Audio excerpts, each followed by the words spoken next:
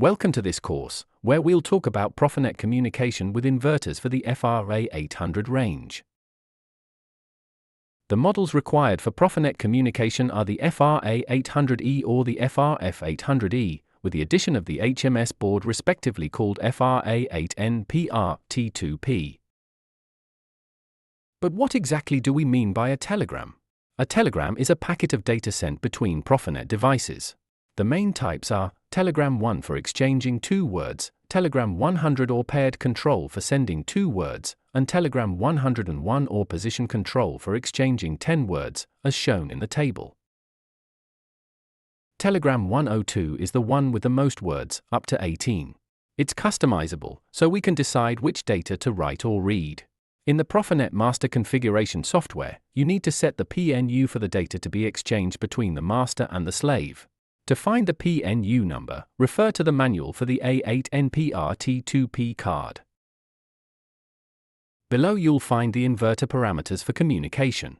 Set parameter 79 to 0, keeping the default value. Set parameter 340 to 1 to enable the inverter's net operating mode. After setting parameter 340, switch the inverter off and on again. The other communication parameters are optional and can be adjusted either on the inverter or in the master software. I've also included the speed calculation link to parameter 3 of the inverter. After configuring the inverter, move on to the master side. To begin, install the GSDML file in the programming software. Follow this path: Options, Manage General Station Description Files, select the GSDML file and press Install. The second step involves adding the FR-800 to the project. First, create a new project and insert a CPU. Then open the Device and Networks screen. In the Network View tab, you can add Profinet nodes. In the Hardware catalog under Other Field Devices, Profinet I/O, Drives, HMS Industrial Networks, you'll find the A800 Profinet card with the code A8NPR-T2P. By dragging the item into the folder, the GSDML file is added to the network. The node isn't connected to a Profinet network yet. To connect it, click Not Assigned. A box will open for you to choose the network to connect to, and an IP address will be generated automatically. To access the device view, double-click the inverter in the network view. Here, import the telegram to recommend the inverter. In the device view, you can change the IP address and the name. You'll find them under Properties, General Ethernet Addresses. To connect the inverter and the PLC, you need to set the IP address. The most important thing is that the device name is identical both in the Assign Name menu and in the Device Configuration menu. After completing the configuration and downloading it to the PLC, we'll check that communication is working by looking at the LEDs on the inverter. The network status LED must be solid green. The module status LED must be green and lit. Finally, the Link 1 or Link 2 LED must be lit and flashing, depending on which Ethernet port is used for communication. Here you'll find the main PNUs for the data we can write or monitor.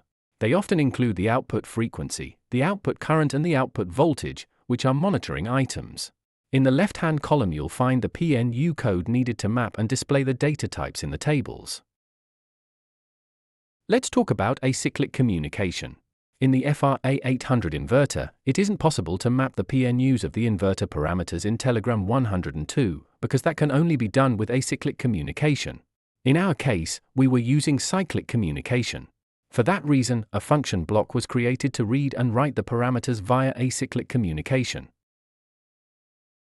The two tables show the inputs and outputs of the function block. Remember to fill in all the inputs correctly so that you can carry out the read or write operations. Now that we've reached the end of our course, let's talk about the program example.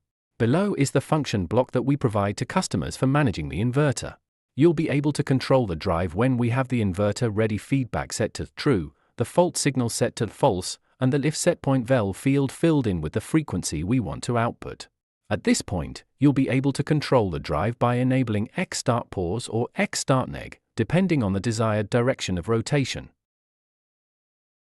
Do you need more information? We're available to you by email or phone.